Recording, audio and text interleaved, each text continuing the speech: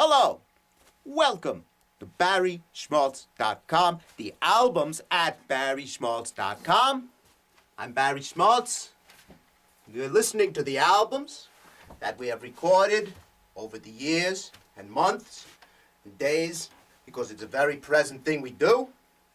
We do it all the time. We're always recording new material with exciting people who join us. And we spread the love. Huh? Because that's all there is. We'll get into that later.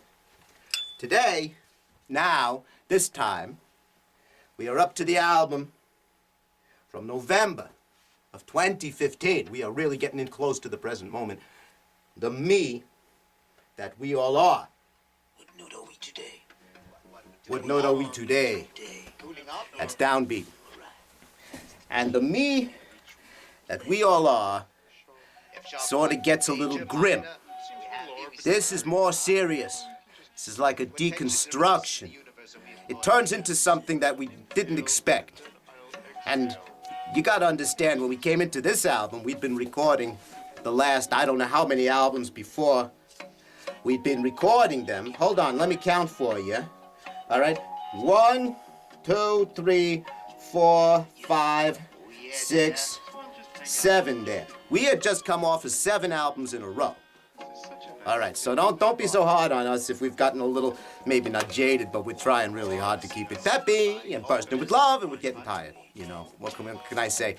Some of us, unfortunately, were getting more tired than others, and we didn't realize at the time, which caused certain, quantum entanglement issues and dispelling of the pillars of the universe holding together, and certain gravitic realignments in the soul domain. Now, I hope you know what I mean, because I don't know any other way to explain that. When you love those who have to go on, and the entanglements are on the physical plane from a subatomic perspective, some things dissolve, and love holds it together. But you gotta have a reconfiguration, a grand convocation, a sort of an assessment, a grand assessment of things. And that's what it's leading up to.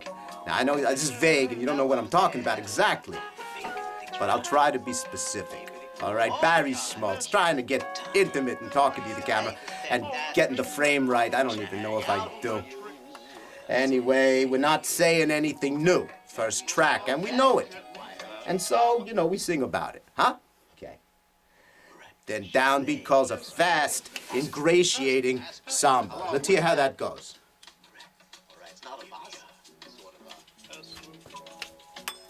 Oh, yeah. I like these. Hello,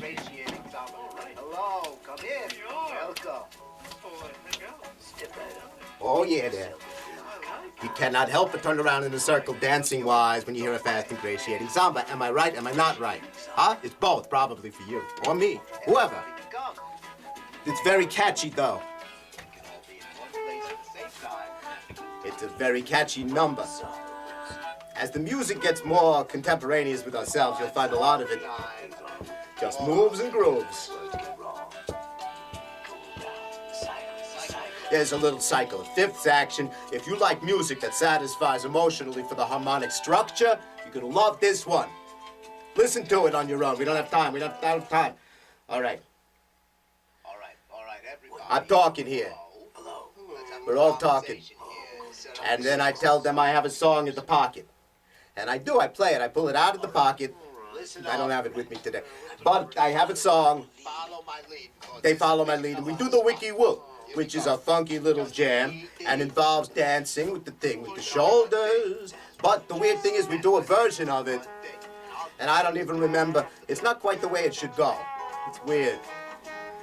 That happens a lot for us, by the way. We call it tune, and it's not the tune we'll call it. But it's all right. It's just, we're not sure. All right, anyway, it's a funky little hip tune there. We move on. Then those other guys come on. And they sing a hymn. And they raise a very important question. Why is that such a sexist thing? Everybody's always singing hymns. Oh, the holy hymn, right? But what about a her? Who sings a her? We gotta balance things out a little bit. So they sing a her instead of a hymn. And I think that makes things right. At least for the moment while the song's going on. And then the next song comes up. And oh, it's the title track. The me that we all are. Now, that's not the most entertaining track because basically I flay into these guys and I tell them they just loosen up a bit there. But whatever it is, I don't remember. Oh yeah, they're talking, they're playing the instruments and they're talking about how deep they are. And you know, there's enough already. So I thought saying, you know, they can't hear us when we talk about them, by the way. We're all sort of on a different plane of reality. So that's why we don't sync up together. That's why they don't sync up with themselves. That's why we don't quite sync up with everything. Sounds a little off, right? It sounds pretty and kind of clean, but not quite, you know, grooving all the time. And there's a reason for that, too.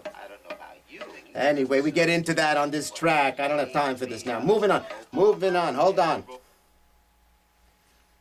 What is this? Oh, it's like the Twilight Zone. Ooh. No, it's, peculiarly, it's a song, an instrumental called Attempting Transition. Yeah. So keep that in mind and remember that. And the next one we do is our little focus on gratitude, for which we are very grateful because it was hard to get a recording of. This was very difficult to get a recording of. The equipment doesn't cooperate unless we are very sincere. And sometimes, you know, it's not what we want it to be. Moving on. All right, another instrumental. Transitional. There's a lot of transitional aspiration, it's called. There's a lot of transition, a lot of thinking of transition. You know, strange how this music sort of is prophetic. Things happen, but you don't know what it is you're prophesizing. You know something good is coming, or something is coming, but you don't know what. Right? So if you don't know what it is, you could be prophesizing anything. And then after it happens, people will take it very easy to say, oh, that meant that. So they back-create all of the prophecy. It's backwards. It's a trick. It's a magician's trick. But anyone can do it. We do it all the time, but we just don't say what it means. Because, you know, if you know what it means, then you're going to freak out. And that's why you can't really use it. It's so screwed up. The human condition is so screwed up. All right, never mind. We don't have time for that. And some other video. Hold on. All right, the music makes me pensive. Hold on, all right. For this one. And then we're talking. Then we get past the talking eventually. All right, now use a simple rhythm. Oh yeah, we get them to play that tune. It's going to be great. Love it.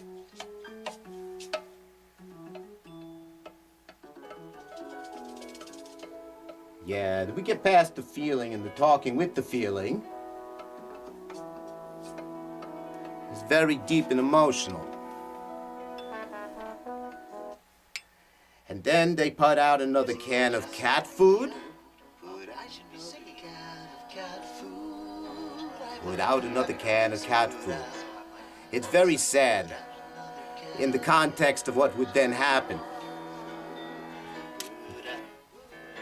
Because although we don't wish to get maudlin and mourn anything, this album has to kind of be the last album under the very grand benevolent auspices of the reign of Harry the Cat. If you knew who Harry the Cat was, then you'd know what's going on.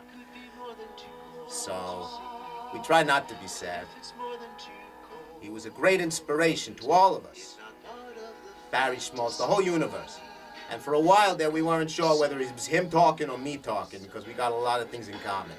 Because the form you take and the things you say, you have to find other ways of making the language. So the cats there, they don't have a verb structure. They don't have tenses. They don't have language to symbolize their thoughts. They have their thoughts and their feelings. They do it with pictures. So we learned this. And we carry on the tradition. We put out another can of cat food, metaphorically. That's what we're doing. Still doing it. For Bear, because it's still a cat. I mean, it's not that depressing. All right, anyway, moving on. The album isn't over yet. But, hold on. The last track, it says Barry praises cats goodbye. This is before that happened, the passing of Harry, ascending to the next level there. I'm going to pick up your song there. Peculiarly. Mr. Cats. It's a good song there. It's not the cat food song. Anyway, we play the song again as a ride out. It's beautiful in its own way. The me that we all are. And it sounds like we're saying goodbye. And we are. We're saying goodbye for now. We'll talk about the next album when we do, which will be next. The me that we all are. And it ties it all together. And it asks the questions and it answers some of them. And it's sort of we said goodbye from recording for a while there. For a couple of months there. We just took a little time off, and then we came back, and the next album, a lot fresher, a lot better. And you'll see, because you're going to click on it next. If you've come this far, you're going to want to know. All right, so let's stay with it, stay with it, stay with. Thank you for sticking around. Barry Schmaltz of BarrySchmaltz.com. And you, the viewer, eternally grateful am I for your presence. And for me to be here with you, a privilege, unutterable, and yet still spoken. Even though some things are best remaining unspoken. In this case, I'll say it. Barry Schmaltz loves you, and we love that you love what we love. Hey, who wouldn't love that? Because love's all there is. That's what you gotta remember that. Focus on that. We'll talk about more of that later. Barry Schmaltz, BarrySchmaltz.com. The album's at the me that we all are. You and me, BarrySchmaltz.com. Huh?